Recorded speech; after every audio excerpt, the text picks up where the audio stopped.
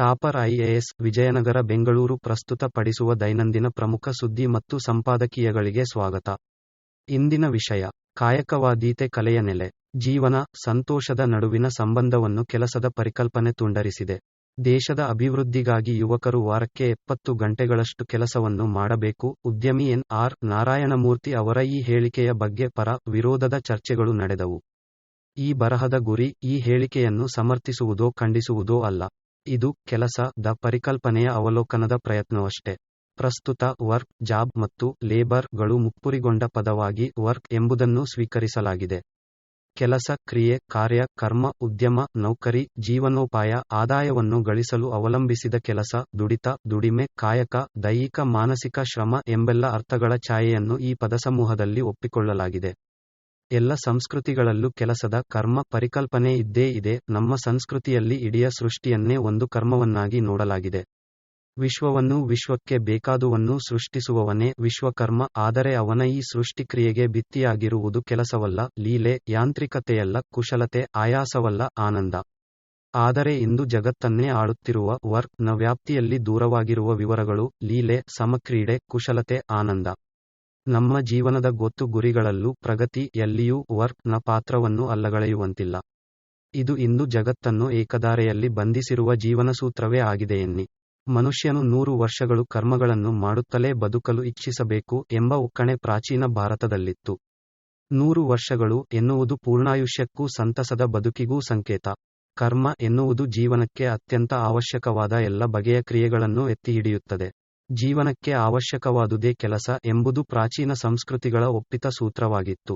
ವಿಜ್ಞಾನ ತಂತ್ರಜ್ಞಾನದ ಬೆಳವಣಿಗೆಯೊಂದಿಗೆ ಹುಟ್ಟಿಕೊಂಡ ಕೈಗಾರಿಕಾ ಕ್ರಾಂತಿಯು ಕರ್ಮ ಎಂದರೆ ದುಡಿಮೆಯ ಈ ಪರಿಭಾಷೆಯನ್ನೇ ಬದಲಾಯಿಸಿತು.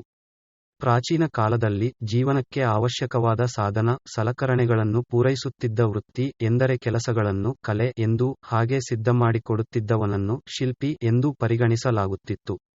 ಈ ಸಲಕರಣೆಗಳ ಅವಶ್ಯಕತೆಯಿದ್ದವನು ಪೋಷಕ. ಆಧುನಿಕ ಕೈಗಾರಿಕೆಗಳು ಮಾಡಿದ ಮೊದಲ ಕ್ರಾಂತಿ ಎಂದರೆ ಈ ಕಲೆ, ಶಿಲ್ಪಿ ಮತ್ತು ಪೋಷಕ ಎಂಬ ಕೂಡುಕುಟುಂಬವನ್ನು ಒಡೆದುಹಾಕಿದ್ದು. ಪ್ರಾಡಕ್ಟ್, ಲೇಬರ್ ಮತ್ತು ಓನರ್ ಗಳ ಸೃಷ್ಟಿಯೊಂದಿಗೆ ಜನಪದಗಳು ಮರೆಯಾದವು, ಮಾರುಕಟ್ಟೆಗಳು ತಲೆಯೆತ್ತಿದವು. ಪ್ರಾಚೀನ ಜನಜೀವನವನ್ನು ಧರ್ಮ ಮತ್ತು ಧಾರ್ಮಿಕ ನಂಬಿಕೆ, ಸಿದ್ಧಾಂತಗಳು ನಿರ್ದೇಶಿಸುತ್ತಿದ್ದವು. ಆಧುನಿಕ ಜೀವನ ವಿಧಾನದಲ್ಲಿ ವರ್ಕ್ ಎಂಬುದೇ ಧರ್ಮವಾಯಿತು. ಹೀಗಾಗಿ ಈ ನೂತನ ಧರ್ಮದ ಕಟ್ಟುಪಾಡುಗಳನ್ನು ರೂಪಿಸಲು, ಸ್ಥಾಪಿಸಲು ನೂತನ ಸಿದ್ಧಾಂತಗಳು ಹುಟ್ಟಿಕೊಳ್ಳುವುದು ಅನಿವಾರ್ಯವಾಯಿತು. ನೂತನ ಸಂಸ್ಕೃತಿ ಯಾಗಿ ರೂಪುಗೊಂಡ ವರ್ಕ್ ಕಲ್ಚರ್ ನ ಪ್ರಧಾನ ಕೊಡುಗೆ ಎಂದರೆ ಜೀವನಕ್ಕೂ ದುಡಿಮೆಗೂ ಇದ್ದ ನೇರನಂಟನ್ನು ಕತ್ತರಿಸಿದ್ದು. ಇದರ ತಾತ್ವಿಕ ವ್ಯಾಖ್ಯಾನ ಎಂದರೆ ಸ್ವಧರ್ಮಕ್ಕೂ ಸಮವೊಕೇಶನ್ ಜೀವನಧರ್ಮಕ್ಕೂ ಇದ್ದ ಸಂಬಂಧದ ನಾಶ, ಕಲೆಗೂ ವೃತ್ತಿಗೂ ಇದ್ದ ರಕ್ತಸಂಬಂಧದ ವಿಚ್ಛೇದ. ಇದರ ಸರಳಾರ್ಥ ವಾರದ 6 ದಿನಗಳನ್ನು ಒಂದು ಗುಂಪಿಗೂ ಭಾನುವಾರವನ್ನು ಇನ್ನೊಂದು ಗುಂಪಿಗೂ ಸೇರಿಸಿದ್ದು. ವಾರದಲ್ಲಿ 5-6 ದಿನಗಳು ದುಡಿಮೆ ದುಡಿಮೆ ದುಡಿಮೆ. ವಾರಪೂರ್ತಿ ದೈಹಿಕ ಮಾನಸಿಕ ಸಜಾ. ಬಳಿಕ 1-2 ದಿನಗಳ ವಿರಾಮ ಆರಾಮ. ವಾರಾಂತ್ಯದಲ್ಲಿ ಮಜಾ. 25ರಿಂದ 30 ವರ್ಷಗಳ ಹಿಂದೆ ನಗರಗಳಲ್ಲಿ ಭಾನುವಾರಗಳಂದು ರಸ್ತೆಗಳು ಖಾಲಿಯಾಗಿರುತ್ತಿದ್ದವು, ಬಹುಪಾಲು ವ್ಯಾಪಾರ ಕೇಂದ್ರಗಳು ಮುಚ್ಚಿರುತ್ತಿದ್ದವು.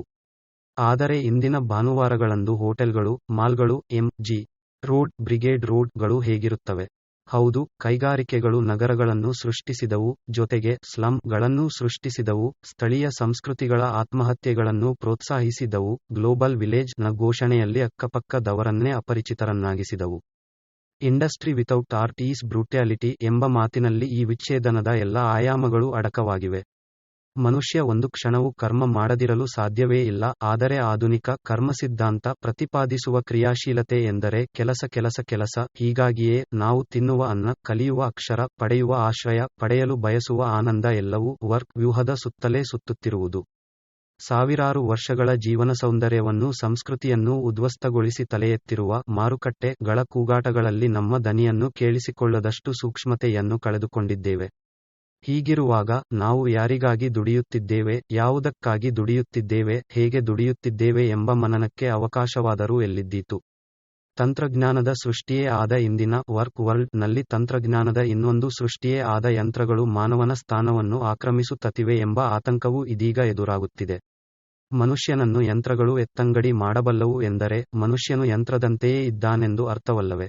ಇಂದಿನ ವರ್ಕ್ ಕಲ್ಚರ್ ನ ಕಬಂಧಬಾಹುಗಳು ನಮ್ಮ ಜೀವನಕ್ಕೂ ಕಲೆಗೂ ಸಂತೋಷಕ್ಕೂ ಇರುವ ಸಾವಯವ ಸಂಬಂಧವನ್ನು ತುಂಡರಿಸುವ ಮೂಲಕ ಮೂಡಿಸಿರುವ ಬಿರುಕಿನ ಬಗ್ಗೆ ಆನಂದ ಕುಮಾರಸ್ವಾಮಿ ಹೀಗೆಂದಿದ್ದಾರೆ. ಕಲೆಯಲ್ಲದ ಕೆಲಸದಲ್ಲಿ ತೊಡಗಿದ ಮೇಲೆ ದೊರಕುವ ಬಿಡುವಿನ ವೇಳೆಯಲ್ಲಿ ಸಂತೋಷಪಡುವ ಜೀವನದ ಶ್ರೇಷ್ಠ ಸಂಗತಿಯೇ ಕಲೆ ಎನ್ನುವುದು ಇತ್ತೀಚೆಗೆ ನಾವು ಒಪ್ಪಿರುವ ಕಲಾಸಿದ್ಧಾಂತವಾಗಿದೆ. ಕ್ಯಾನ್ವಾಸ್ನ ಮೇಲೆ ಚಿತ್ರ ಬರೆಯುವವರನ್ನೂ, ಗೋಡೆಗೆ ಬಣ್ಣ ಬಳಿಯುವವರನ್ನೂ, ಲೇಖನಿ ಬಳಸುವವರನ್ನೂ, ಸುತ್ತಿಗೆ ಬಳಸುವವರನ್ನೂ ಕಲಾವಿದರು ಮತ್ತು ಕೆಲಸಗಾರರು ಎಂದು ಪ್ರತ್ಯೇಕವಾಗಿಸುವುದು ನಮ್ಮ ಸಂಸ್ಕೃತಿಯ ಭಾಗವಾಗಿದೆ. ನಮ್ಮ ನಾಗರಿಕತೆಯು ಧ್ಯಾನಶೀಲ ಜೀವನವನ್ನು ನಿತ್ಯ ಜೀವನದಿಂದ ಬೇರ್ಪಡಿಸಿರುವುದಂತೂ ದಿಟ. ಈ ಧ್ಯಾನಶೀಲತೆಯನ್ನು ಕಲಾಸಮಯದೊಂದಿಗೆ ಗಂಟು ಹಾಕಿ ಅದನ್ನು ಮನೋರಂಜನೆ ಎನ್ನುತ್ತಿದ್ದೇವೆ. ಒಂದಂತೂ ದಿಟ, ಕಲೆ ಮತ್ತು ಕೆಲಸ ಇವೆರಡು ಪರಸ್ಪರ ಹೊಂದಿಕೆಯಾಗದಂಥವು, ಪ್ರತ್ಯೇಕವಾಗಿರುವಂಥವು ಎಂದು ತೀರ್ಮಾನಿಸಿದ್ದೇವೆ. ಹೀಗಾಗಿಯೇ ಕಲೆಗೆ ನೆಲೆಯನ್ನು ಒದಗಿಸದ ಕಾರ್ಖಾನೆಗಳನ್ನು ಇತಿಹಾಸದಲ್ಲಿ ಮೊದಲ ಬಾರಿಗೆ ನಾವು ಸೃಷ್ಟಿಸಿದ್ದೇವೆ. ಇಂದು ನಾವು ಮ್ಯೂಸಿಯಂಗಳಲ್ಲಿ ನಮ್ಮ ಪೂರ್ವಜರ ಕಾಲದ ವಸ್ತುಗಳನ್ನು ಪ್ರದರ್ಶನಕ್ಕಿಟ್ಟಿದ್ದೇವೆ. ಇವನ್ನು ಅವರು ತಮ್ಮ ನೇರ ಬಳಕೆಗಾಗಿ ತಯಾರಿಸಿಕೊಂಡಿದ್ದರೇ ವಿನಾ ಮುಂದೆ ಎಂದೋ ನಾವು ಮ್ಯೂಸಿಯಂಗಳಲ್ಲಿ ಪ್ರದರ್ಶನಕ್ಕಿಡುತ್ತೇವೆ ಎಂದೇನಲ್ಲ ಎಂಬ ಕುಮಾರಸ್ವಾಮಿಯವರ ಮಾತು ನಮ್ಮ ಪೂರ್ವಜರು ಸಾಧಿಸಿದ್ದ ಕಲೆ ಮತ್ತು ಕಾಯಕಗಳ ಏಕತೆಗೆ ಸೂಚಕ. ಆದರೆ ಇಂದು ನಮ್ಮ ಕೆಲಸದ ದಿನಗಳು ಮತ್ತು ಸಂತೋಷದ ದಿನಗಳು ಬೇರೆ ಬೇರೆಯಾಗಿವೆ. ನಮ್ಮ ಮನೆಗಳಲ್ಲಿನ ಶೋಕೇಸ್ ಗಳಲ್ಲಿಡುವ ವಸ್ತುಗಳು ಮತ್ತು ಮನೆಯಲ್ಲಿ ದಿನವೂ ಬಳಸುವ ವಸ್ತುಗಳು ಬೇರೆ ಬೇರೆಯಾಗಿವೆ. ಎಂದರೆ ಒಂದು ಕಾಲದ ಕಾಯಕ ಸಂಸ್ಕೃತಿಯು ನಮ್ಮ ಜೀವನವನ್ನೇ ಕಲೆಯನ್ನಾಗಿಸುತ್ತಿತ್ತು. ಆದರೆ ಇಂದಿನ ನಮ್ಮ ದುಡಿಮೆ ನಮಗೆ ಎಂಥ ಜೀವನವನ್ನು ಕೊಡುತ್ತಿದೆ? ಎಷ್ಟು ಗಂಟೆಗಳ ಕೆಲಸದಿಂದ ಅಭಿವೃದ್ಧಿ ಎನ್ನುವುದಕ್ಕೂ ಮೊದಲು ನಾವು ಕೇಳಿಕೊಳ್ಳಬೇಕಾದ ಪ್ರಶ್ನೆ, ನಾವು ಮಾಡುತ್ತಿರುವ ಕೆಲಸಕ್ಕೂ ನಮ್ಮ ಜೀವನಕ್ಕೂ ಆನಂದಕ್ಕೂ ಕುಶಲತೆಗೂ ಇರುವ ನಂಟು ಎಂಥದ್ದು? ನೀವು ಯುಪಿಎಸ್ಸಿ, ಕೆಪಿಎಸ್ಸಿ ಪರೀಕ್ಷೆ ತಯಾರಿ ನಡೆಸುತ್ತಿದ್ದೀರಾ?